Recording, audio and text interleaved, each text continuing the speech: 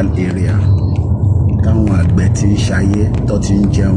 Gbogbo ohun tí olóyè tó ń bínú sí tó ń sọ pé kò jẹ́ kó rí báyìí, kí Koiki máa fi ní gbogbo ṣòro àwọn farm, gbogbo bíbá yìí ni farm tí àwọn àgbẹ̀ tí wọ́n ń ṣe kí ni tí wọ́n ti ń dáko.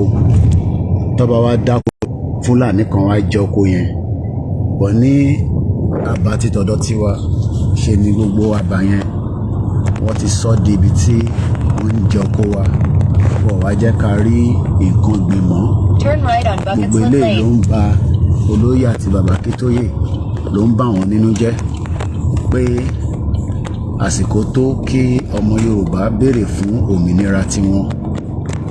Ìyẹn ò ní pé ẹ̀yin tí ẹ fẹ́ lọ béèrè fún ẹ̀tọ́ yín lọ́la kẹ́ má béèrè fún, àmọ́ ẹ̀tọ́ kan tí ó wà níwájú tiwa lénìí òun ni pé ká gbára wa kúrò sílẹ̀ nínú ewu tí a ti wà nínú ẹ̀, tí wọ́n fi ń pa wá, tí wọ́n jẹ́ kí a rí ọ̀pọ̀lọpọ̀ ohun tó yẹ ká máa fi ṣayé.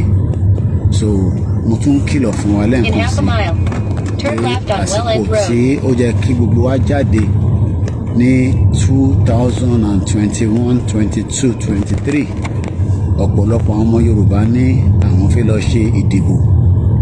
Ẹ wá ti ṣe ìdìbò yẹn tán báyìí, kò wá pé yín, olúkálùkù yín wá ń pariwo pé ebi ń pa wá, ìyà ń jẹ wá, kò sí security. Àmọ́ gbogbo ẹ̀yẹn náà la ní understanding ẹ̀.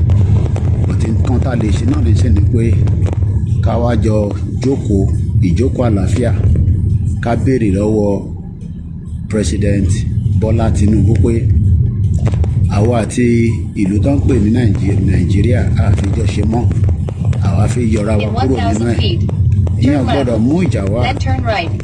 So ẹ jẹ́ kí gbogbo wa ká béèrè fún ẹ̀tọ́ yìí kí a lè ní ìfọ̀kànbalẹ̀, kí gbogbo ìjàmbá àti ewu tó ń ṣe wá kó lè bá dé, kó lè bá stop. Lẹ́ẹ̀kan sí Koiki Media, bringing the world closer to your doorstep. Turn left on Well End Road, then turn right on Potter's Lane.